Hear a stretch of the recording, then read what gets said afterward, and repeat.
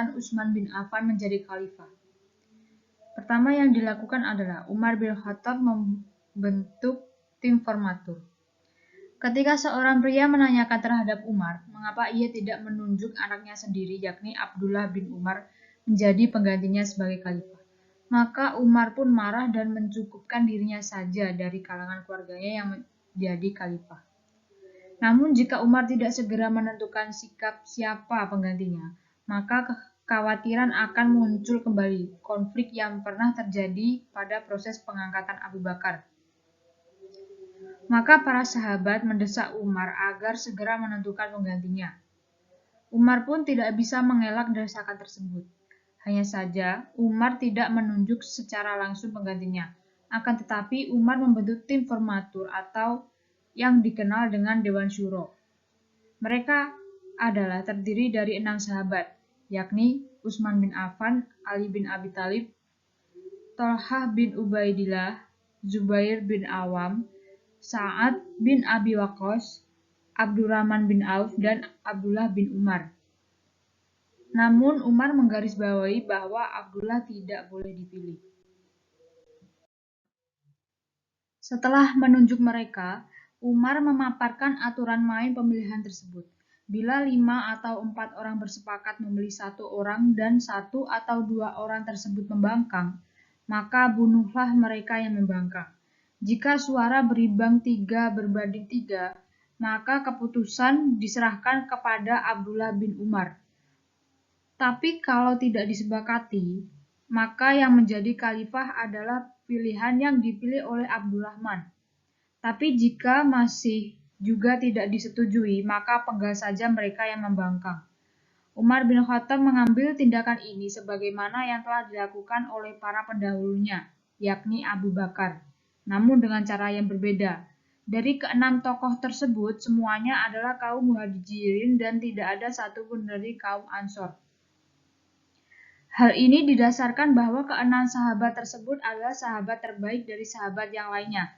Keputusan ini diterima secara lapang dada oleh kaum Ansor dan kaum Arab yang lainnya.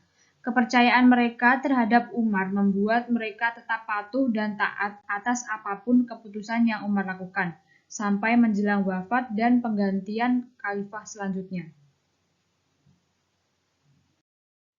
Zuhri menuturkan bahwa setelah Umar bin Khattab wafat, pada ahli syura berkumpul, maka Abdurrahman bin Auf berkata kepada hadirin, "Jika kalian bersedia, maka akan saya pilihkan untuk kalian dari golongan kalian, maka aku pasrahkan kepadanya."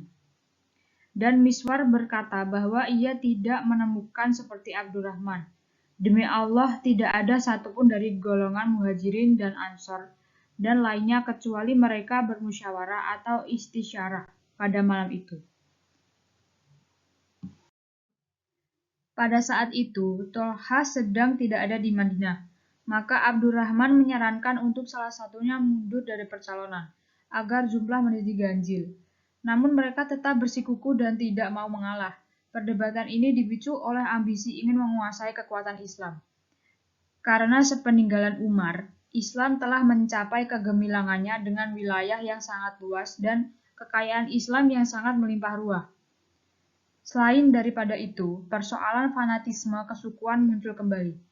Persaingan antara kabilah Bani Hashim dan Bani Umayyah yang masing-masing menginginkan kekhalifahan dari kelompoknya.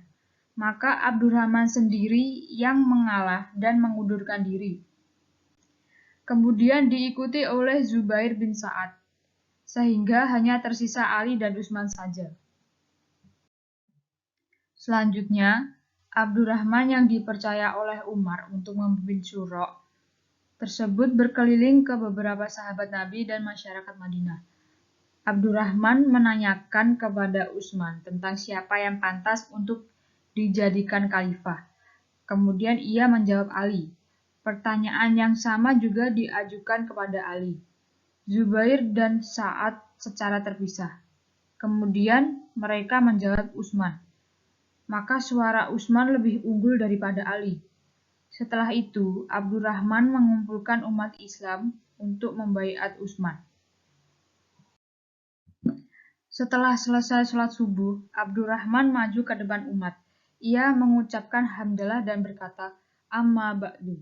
Orang-orang telah sepakat untuk memilih Utsman, dan kau Ali, jangan berprasangka yang bukan-bukan.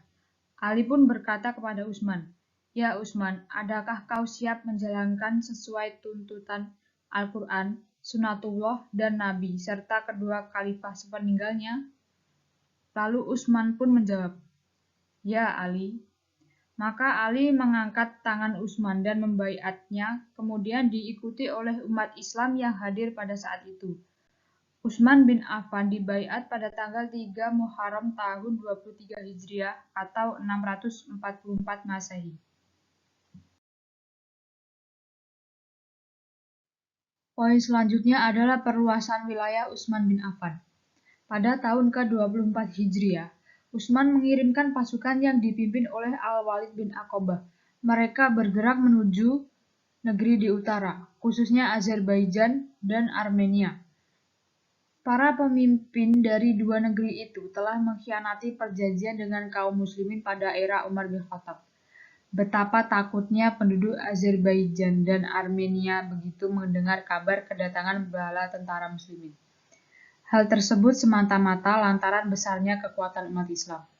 Toh mereka sendiri tahu bahwa dalam hal perjanjian tersebut, para pemuka merekalah yang bersalah. Maka pasukan yang dikirim Khalifah Utsman itu tidak melakukan suatu pertempuran, sebab penduduk setempat sudah mengaku takluk. Mirip dengan dua negeri di utara Arab, orang-orang Iskandariyah di Mesir juga menolak perjanjian dengan kaum muslimin, sebab mereka merasa mendapat sokongan dari Romawi. Pada tahun 25 Hijriah, pasukan muslimin datang berjihad ke sana, sehingga Iskandariyah takluk ke dalam wilayah umat Islam. Pada tahun ke-26 Hijriah, sebanyak 3.300 orang pasukan muslimin dapat menaklukkan Sabur. Mereka dipimpin Utsman bin Abil As. Setahun kemudian, Khalifah Utsman mengamanatkan kepada Abdullah bin Sa'ad bin Abi Sarah untuk menaklukkan Afrika Utara. Ibnu Sa'ad merupakan gubernur Mesir yang menggantikan Amr bin As. Saat itu, pasukan muslimin terdiri dari 20.000 orang, adapun jumlah pasukan lawan, yakni dari kaum Berber, terdiri atas 120 orang alias 6 kali lipat dari bala tentara muslimin. Salah seorang sahabat, Abdullah ibnu Az-Zubair, kemudian tampil berhadapan dengan Raja Berber. Dalam pertempuran itu, Jarjir berhasil ditumpas. Sesudah penaklukan Afrika Utara, kaum muslimin menargetkan pembebasan Andalusia atau Spanyol. Jarjir tersebut adalah raja dari kerajaan Berber. Lalu pada tahun ke-28 Hijriah, pasukan muslimin yang dipimpin oleh Muawiyah bin Abi Sufyan dapat menaklukkan Pulau Siprus. Setahun berikutnya, Abdullah bin Amir memimpin pasukan hingga menguasai wilayah kerajaan Persia. Selanjutnya, pada tahun ke-30 Hijriah, Tibristan dapat dikuasai. Pada tahun ke-31 Hijriah, telah terjadi pecah peperangan antara Zatis dan Sawari. Lalu setahun berikutnya, Muawiyah bin Abi Sufyan mencoba menyerang daerah-daerah jajahan Romawi. Pasukannya sampai pula ke Konstantinopel. Pada tahun yang sama, tentara yang dipimpin oleh Ibnu Amir telah menguasai Marwaraus, Talikon, Fariab, Jauzjan, dan Takharstan. Banyak sejarawan menilai era Khalifah Utsman sebagai zaman kemenangan kaum muslimin. Umat Islam begitu disegani para negeri adidaya kala itu, semisal Romawi, Persia, dan Turki. Selanjutnya yaitu penetapan Mushaf Utsmani. Terbentuknya Mushaf Utsmani dilatar belakangi karena adanya perbedaan bacaan Al-Quran antara penduduk Syam dan Irak, juga dari sebagian orang Islam di kota Madinah. Ketika itu mereka mendengarkan bacaan antar satu sama lain, mereka saling menyalahkan dan membenarkan bacaannya sendiri. Fenomena tersebut terjadi karena pada mulanya, ketika pada masa Nabi Muhammad SAW, ia membolehkan orang-orang Islam untuk membaca sesuai dengan dialek mereka sendiri. Melihat fenomena yang terjadi saat itu, Utsman bin Affan sebagai khalifah perlu membuat suatu kebijakan sebagai resolusi konflik yang terjadi pada saat itu, dan ia merasa berkewajiban menghentikan pertikaian yang terjadi akibat perbedaan bacaan Al-Quran. Oleh karena itu, ia membuat suatu kebijakan dengan menyalin kembali Al-Quran dengan memakai satu dialek, yaitu dialek Quraisy. Pemilihan dialek Quraisy tersebut sebagai standarisasi bacaan Al-Quran dengan alasan Al-Quran pertama kali diturunkan kepada Nabi Muhammad dengan memakai dialek Quraisy, dan ia memilih Zaid bin Sabit sebagai ketua penyalinan Al-Quran dengan alasan salah satunya yaitu ia adalah sahabat yang sejak pada zaman Nabi Muhammad dipercaya sebagai anggota penulis wahyu, dan di masa Abu Bakar As-Siddiq juga dipilih sebagai ketua pembukuan Al-Quran. Jadi pemilihannya ini untuk mempermudah jalannya penyalinan Al-Quran, karena ia sudah banyak berpengalaman dalam penulisan-penulisan sebelumnya. Kodifikasi Al-Quran membutuhkan waktu hampir 1 tahun, dimulai dari awal tahun 25 Hijriah sampai menjelang akhir dari tahun itu. Setelah penyalinan Al-Quran selesai, Utsman mengumumkan bahwa mushaf bentukannya adalah mushaf resmi negara dan memerintahkan kepada orang-orang Islam untuk memakainya, serta melarang memakai mushaf yang lain dengan cara membakar mushaf-mushaf tersebut. Standarisasi mempunyai arti penyusunan bentuk ukuran kualitas dengan pedoman yang ditetapkan, juga diartikan sebagai penutupan semua celah-celah perbedaan dalam bacaan Al-Quran, dan adanya kesatuan secara total yang ada pada teks Al-Quran di seluruh dunia. Kebijakan ini disambut positif oleh sebagian besar umat, dan mushaf itu dinamakan Mushaf Utsmani atau Mushaf Al-Imam. Kemudian kekacauan dan konflik politik pada masa Utsman bin Affan. Pertama, nepotisme. Nepotisme salah satu kebijakan Utsman pada masa pemerintahannya, yaitu membebaskan para sahabat kemanapun mereka suka. Utsman juga telah memberikan kepada orang dekatnya dari Bani Umayyah wewenang untuk mengelola berbagai kawasan tertentu. Dan saat itulah para sahabat mulai terpikat untuk berbondong-bondong keluar berbagai kawasan Islam. Selain itu, Utsman juga menunjuk sanak kerabatnya untuk menduduki jabatan penting dan memberikan mereka keistimewaan lain, hingga menimbulkan protes dan berbagai pemberontakan di mana-mana. Sebab-sebab terjadinya pemberontakan yang berakhir dengan terbunuhnya Khalifah Utsman dapat diteliti dari beberapa segi. Yang pertama, bahwa di tengah-tengah masyarakat terdapat sejumlah kelompok yang memeluk Islam tidak dengan sepenuh kesadarannya, tetapi melainkan untuk kepentingan tertentu, seperti Abdullah bin Sabah, yang orang dari Yaman yang semula pemeluk agama Yahudi, yang menyebarkan hasutan terhadap Utsman. Keberhasilan propaganda jahat Abdullah bin Sabah membuat jumlah kekuatan pemberontak bertambah banyak. Yang kedua, persaingan dan permusuhan antara keluarga Hashim dan keluarga Umayyah turut memperlemah kekuatan Utsman. Sebelum Nabi Muhammad lahir telah berlangsung persaingan kedua keturunan yang masih bersaudari ini.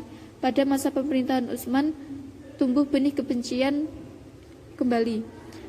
Ketiga, lemahnya karakter kepemimpinan Utsman turut pula menyokong, khususnya dalam menghadapi gejolak pemberontakan, bahwa Utsman adalah pribadi yang sederhana dan sikap lemah lembut sangat tidak sesuai dengan urusan politik dan pemerintahannya.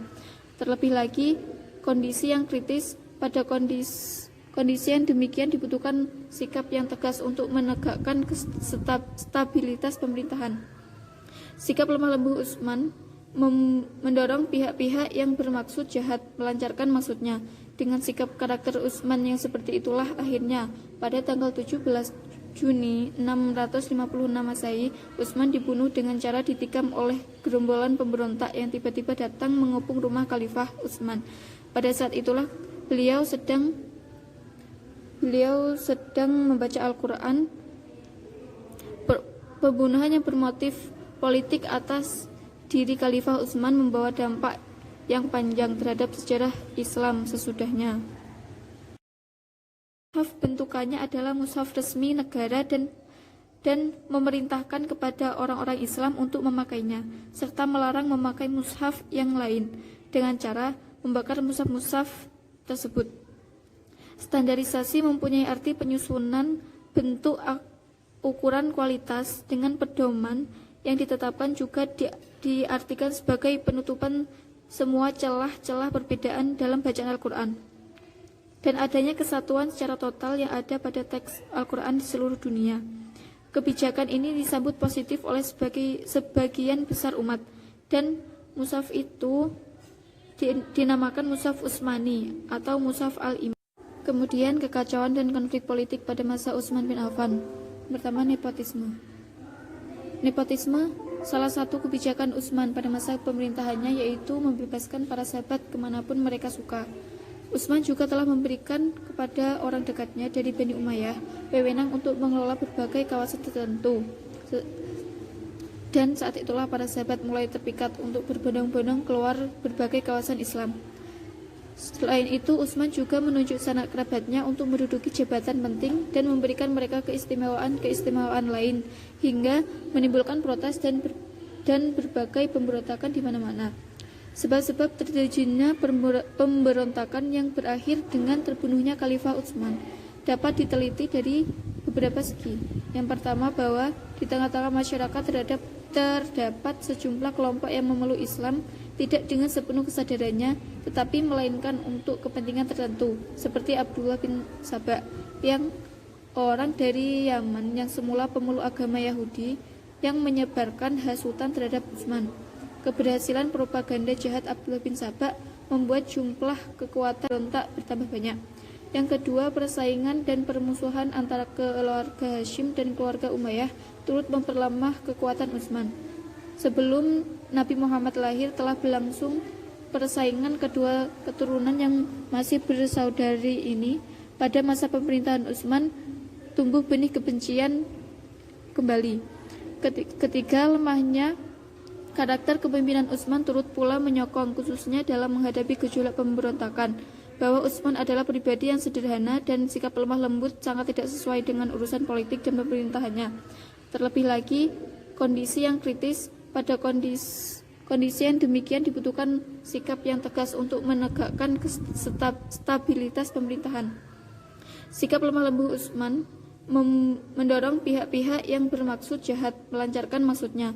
Dengan sikap karakter Utsman yang seperti itulah akhirnya pada tanggal 17 Juni 656 Masehi, Utsman dibunuh dengan cara ditikam oleh gerombolan pemberontak yang tiba-tiba datang mengepung rumah Khalifah Utsman.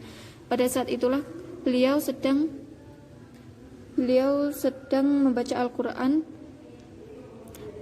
Pembunuhan yang bermotif politik atas diri Khalifah Utsman membawa dampak yang panjang terhadap sejarah Islam sesudahnya.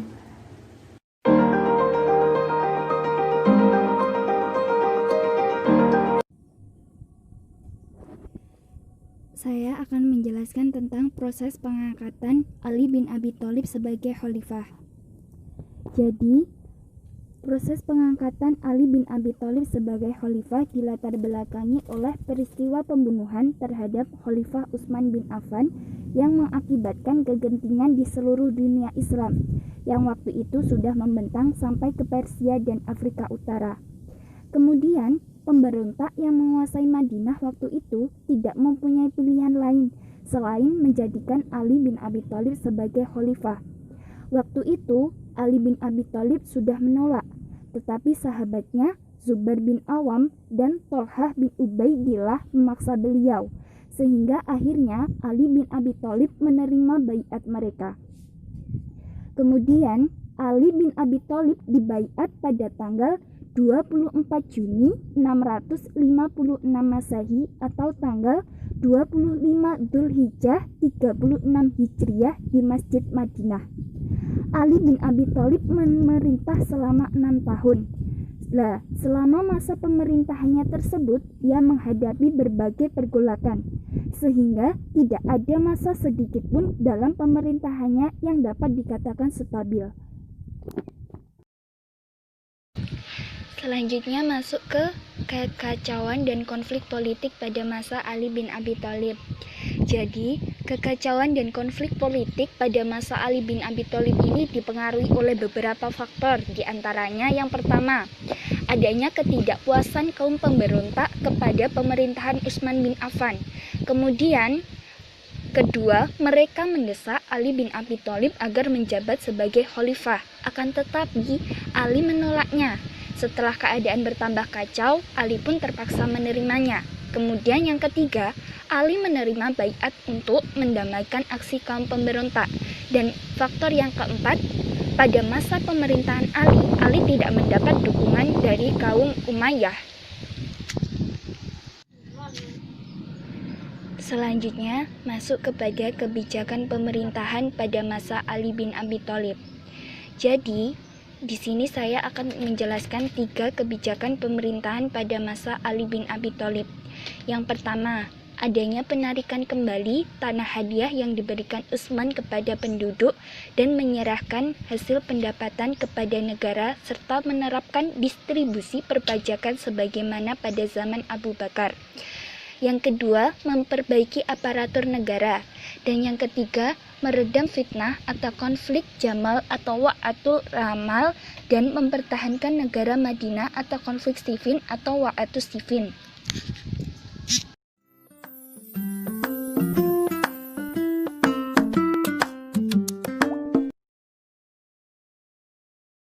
Permasalahan masa Khalifah Ali bin Abi Thalib. Yang pertama, Perang Jamal, atau yang disebut dengan Perang Unta.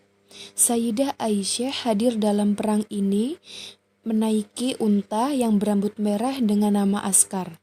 Dan dalam Perang Jamal ini, unta yang ditunggangi oleh Sayyidah Aisyah juga terbunuh, begitupun dengan kawanan yang lainnya. Sehingga perang ini dinamakan dengan Perang Jamal atau unta betina. Perang ini meletus pada tahun 36 Hijriah atau 656 Masehi pada hari Kamis pertengahan Jumadil Akhir atau Jumadil Awal di sekitar Basroh, Irak. Perang Jamal adalah perang yang dipimpin oleh Aisyah, Tolhah dan Zubair yang melawan Khalifah Ali sebagai pemimpin kaum muslimin waktu itu. Aisyah dan pasukannya menyulut api perang dengan alasan balas dendam atas pembunuhan Khalifah Utsman bin Affan. Kronologi peperangan, yang pertama pengkhianatan yang dilakukan oleh Tolhah dan Zubair. Tolhah dan Zubair merasa tidak senang dengan diangkatnya Khalifah Ali menjadi pemimpin umat Islam waktu itu. Serta Tolhah dan Zubair juga tidak masuk dalam kursi pemerintahan Khalifah Ali karena dipandang tidak layak. Setelah 4 bulan kepemimpinan Khalifah Ali, Tolhah dan Zubair menyaksikan bahwa masyarakat telah berpaling dari mereka. Dan kemudian, Tolhah dan Zubair tidak memiliki tempat lagi di Madinah. Lalu, Tolhah dan Zubair meminta izin kepada Khalifah Ali untuk pergi ke Mekah guna melaksanakan umroh. Akan tetapi, ia memiliki niat jahat. Di sana, Tolhah dan Zubair membenarkan pengkhianatan mereka. Mereka mengklaim bahwa mereka memberikan baiat kepada Khalifah Ali karena dipaksa dan didasari oleh rasa takut, sehingga saat ini ia tidak berkewajiban untuk mentaati Khalifah Ali. Yang kedua, persengkokolan antara nakistin atau orang-orang yang melanggar baiat dengan Aisyah. Tolhah dan Zubair demi mempercepat maksud busuknya meminta Aisyah yang telah berada di Mekah untuk melakukan umroh untuk melancarkan aksinya, yaitu menuntut darah Utsman kepada orang-orang yang saat ini merupakan sahabat dan panglima dari Khalifah Ali. Abdullah bin Amr memiliki peranan penting dalam menyulut api peperangan bersama dengan Aisyah, Tolhah dan Zubair karena mereka bertiga ingin balas dendam kepada Khalifah Ali. Hal inilah yang menjadikan Sayyidah Aisyah turut bergabung dengan Tolhah dan Zubair. Tolhah dan Zubair serta sekelompok separatis lain yang mengetahui bahwa makar mereka tidak akan menarik perhatian masyarakat tanpa adanya kehadiran dari istri Nabi Muhammad SAW, yakni Sayyidah Aisyah. Kemudian Sayyidah Aisyah menyiapkan pasukan untanya berjumlah 600 unta dan 1000 dirham atau dinar. Yang ketiga, gerakan musuh ke Basroh. Pasukan Jamal atas usulan Abdullah bin Amr setuju akan bergerak ke Basroh. Akan tetapi berbeda dengan pendapat Sayyidah Aisyah untuk bergerak ke arah Madinah, karena mereka memiliki kemampuan untuk berhadapan-hadapan dengan penduduk Madinah. Sementara itu, penduduk Basroh memberi dukungan kepada Tolha dan Abdullah sehingga mereka akan memiliki banyak pengikut. Keempat, bergeraknya pasukan Khalifah Ali. Ketika Khalifah Ali menerima laporan bahwa Aisyah, Tolha, dan Zubair bergerak menuju Basroh, penduduk Madinah diajak untuk menolong Khalifah Ali, dan mereka pun memenuhi permintaan tersebut. Kemudian Sahal bin Hanif Ansori diangkat sebagai wakil dari Khalifah Ali. Dengan cepat Sahal menyiapkan pasukan sebanyak 700 orang yang telah siap untuk bergerak keluar dari arah Syam. Yang kelima, usaha Khalifah Ali untuk berdamai. Ketika Khalifah Ali memasuki Basroh, beliau memasuki kota itu dari arah Tauf. Khalifah Ali sejatinya enggan untuk berperang, dan hingga 3 hari setelah beliau tinggal di Basroh dengan mengirim pesan, berusaha supaya pemberontak mengurungkan niatnya dan mengajak mereka untuk bersama dengannya. Pada hari peperangan pun, sejak pagi hingga zuhur, Khalifah Ali selalu mengajak mereka untuk kembali. Khalifah Ali dalam surat yang ditulisnya kepada Sayyidah Aisyah juga mengingatkan bahwa Sayyidah Aisyah telah menyalahi aturan Al-Quran. Tolha dan Zubair dalam surat yang ditulisnya kepada Khalifah Ali, ia bersikeras atas ketidaktaatannya kepada Khalifah Ali, dan Aisyah pun tidak memberikan jawaban atas surat Khalifah Ali tersebut. Yang keenam, perbincangan dengan pemimpin perang Jamal. Khalifah Ali berbincang-bincang dengan Tolha dan Zubair dan menasihati Zubair karena Khalifah Ali mengetahui bahwa ia bisa menerima nasihat yang diberikan oleh Khalifah Ali. Akan tetapi, mereka tidak bisa menerima nasihat tersebut dan memilih untuk melanjutkan peperangan. Yang ketujuh, permulaan perang. Perang Jamal meletus pada hari Kamis, pertengahan bulan Jumadil Akhir tahun ke-36 Hijriah atau 656 Masehi. Quraibah, kawasan Basroh, Irak. Khalifah Ali sebelum perang dimulai memberikan sebuah mushaf Al-Quran kepada salah seorang sahabatnya sehingga para pemberontak akan mengikuti seruan Khalifah Ali dan tidak melanjutkan peperangan dan mengajak mereka untuk berdamai atau bersatu. Namun, pasukan Jamal justru membunuh sahabat dari pasukan Khalifah Ali. Setelah kejadian tersebut berlangsung, Khalifah Ali bersabda bahwa sekarang perang telah dibolehkan dan waktu perang telah tiba. Dalam peperangan, Khalifah Ali melarang pasukannya untuk membunuh orang-orang yang telah terluka. Sayap sebelah kanan pasukan Khalifah Ali dipimpin oleh Malik al-Ashtar dan sayap sebelah kiri oleh Ammar bin Yasir, sedangkan bendera pasukan dipegang oleh Muhammad bin Hanifah. Yang kedelapan, akhir perang. Setelah beberapa jam berperang, banyak sekali pasukan Jamal yang terbunuh. Pasukan dari Khalifah Ali yang bernama Marwan meluncurkan anak panah ke arah kaki Tolha dan akhirnya Tolha pun terluka. Tolha yang dipindahkan ke sebuah rumah yang ada di Basroh dan pada saat itu ia mengalami pendarahan yang cukup banyak dan akhirnya Tolha atau pemimpin dari pasukan Jamal ini meninggal dunia. Pada saat ini Zubair juga meninggal dunia. Pada saat ia melarikan diri dari medan pertempuran dan pergi ke Madinah. Kan tetapi ketika Zubair sedang meninggalkan medan peperangan, Amru bin Jurmus dengan beberapa orang lainnya mengikuti Zubair dan kemudian membunuhnya. Amru bin Jurmus membunuhnya di Wadi Al-Siba. Yang kesembilan, keadaan Aisyah. Setelah perang selesai, Sayyidah Aisyah diturunkan dari pelana unta dan dibuatkan tenda untuknya atas perilakunya yang telah menyulut peperangan Jamal ini. Khalifah Ali menyalahkan Sayyidah Aisyah. Kemudian saudaranya Muhammad bin Abu Bakar menyertainya untuk kembali ke Madinah. Akhirnya Aisyah selama beberapa hari tinggal di Basroh untuk kemudian dikembalikan ke Madinah dengan cara yang terhormat. 9. Korban perang yang wafat. Pasukan Jamal yang wafat pada peperangan ini antara 2.500 hingga 6.000 orang, sedangkan dari pasukan Khalifah Ali yang gugur sebagai syahid sebanyak 400 hingga 500 orang.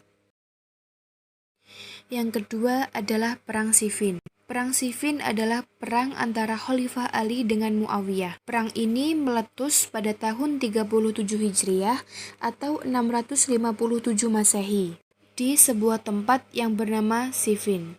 Perang Siffin ini terjadi atas penolakan Muawiyah untuk menerima kekhalifahan Ali bin Abi Thalib. Kronologi perang. Yang pertama, pengumpulan tentara. Setelah berakhirnya Perang Jamal, Khalifah Ali tinggal di Kufah dan berusaha untuk meyakinkan Muawiyah agar taat kepadanya. Dalam khutbahnya di depan umum, Khalifah Ali mengajak masyarakat untuk pergi jihad. Khalifah Ali menulis surat kepada Ibnu Abbas untuk mengundangnya bersama masyarakat Basroh untuk pergi ke Kufah.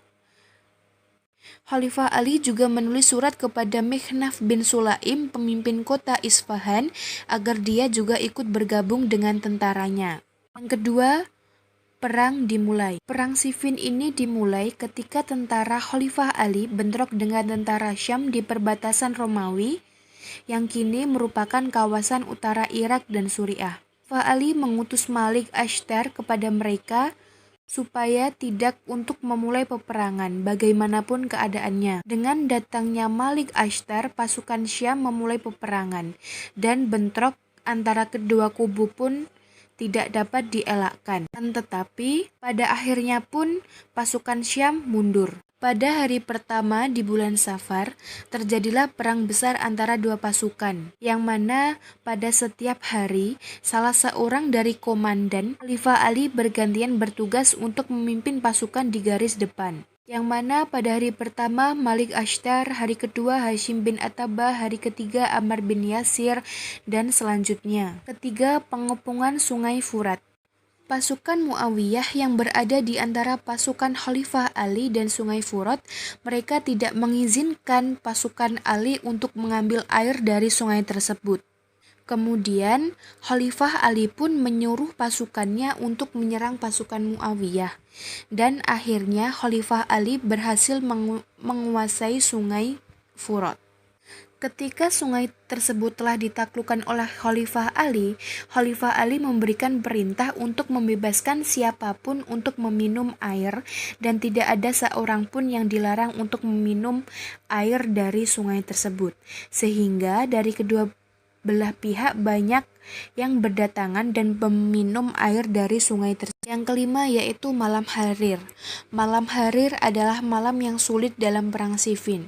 Di malam itu pasukan Khalifah Ali dan pasukan Muawiyah terlibat peperangan di mana banyak sekali yang gugur dari kedua pihak. Di malam Harir pasukan Khalifah Ali hampir mengalami kemenangan. Namun Ash'ats yang ada di antara pasukan Kindi berdiri serta dan berkhutbah dengan nada yang menuntut kemaslahatan, meminta untuk menghindari pertumpahan darah yang lebih besar lagi. Hingga akhirnya khutbah tersebut sampai kepada Muawiyah dan Khalifah Ali pun memerintahkan untuk menancapkan Al-Quran di ujung sebuah tombak. Yang kelima, peristiwa menancapkan Al-Quran pada tombak. Pasukan Muawiyah disebabkan serangan yang dilakukan oleh pasukan Malik Ashtar, mereka hampir mengalami kekalahan. Untuk bisa keluar dari kondisi ini, Muawiyah meminta bantuan kepada Amr bin As. Atas saran dari Amr bin As dan perintah Muawiyah, orang-orang Syam menancapkan Al-Quran di ujung tombak. Yang keenam, arbitrasi. Dengan tipu daya yang dilancarkan oleh Amr bin As dan Al-Quran yang ditancapkan di ujung tombak, muncullah dua kelompok dalam pasukan Khalifah Ali, di mana musuh menerima arbitrasi Al-Quran dan kami tidak punya hak berperang dengan mereka. Khalifah Ali dengan keras melawan pernyataan ini dan mengumumkan bahwa perbuatan ini tidak lain hanyalah tipu daya belaka. Yang ketujuh, hasil perang. Melalui arbitrasi, akhirnya kedua pasukan mundur dan Muawiyah berhasil lolos dari kekalahan. Setelah itu, usaha apapun yang dilakukan oleh Khalifah Ali untuk membentuk pasukan demi menyerang Syam ini selalu dihadapkan dengan pembangkangan dari masyarakat Kufah dan Hijaz, sehingga muncullah kelompok yang disebut dengan Khawarij dari dalam Kufah yang kemudian mereka menciptakan perang Nahrawan. Yang kedelapan, jumlah korban yang wafat dalam perang. Jumlah korban yang wafat dalam perang tersebut dari kedua belah pihak terdapat 70.000 pasukan yang gugur, di mana 45.000 pasukan dari Muawiyah dan 25.000 pasukan dari Ali. Yang ketiga adalah Perang Nahrawah. Perang Nahrawah adalah perang antara Khalifah Ali bin Abi Thalib melawan kaum Khawarij. Perang ini meletus pada tahun 38 Hijriah atau 659 Masehi di dekat Nahrawan, 12 mil dari Baghdad. Perang ini muncul karena tidak merasa puas dengan perjanjian Muawiyah. Kaum Khawarij yang pada awalnya memaksa Khalifah Ali untuk menerima perjanjian dengan Muawiyah, ternyata mereka merasa tidak puas dengan keadaan setelah perjanjian itu diberlakukan. Maka mereka memutuskan untuk berperang melawan Khalifah Ali. Khalifah Ali yang sebelumnya berencana menyerang Muawiyah di Damaskus terpaksa membatalkan niatnya dan berperang melawan Khawarij pada pertempuran Nahrawan. Pasukan Khawarij ini dipimpin oleh Abdullah bin Wahab, Harkus bin Zubair, dan Abdullah bin Sajjaro.